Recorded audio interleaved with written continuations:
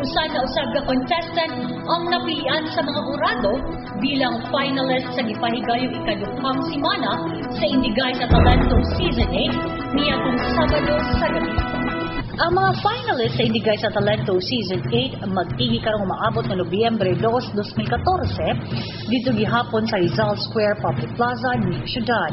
Adunay 12 ka mga contestants ang nagpapili sa maong elimination round nga nagpakita sa ilang mga abilidad sa pagkanta ug sayaw.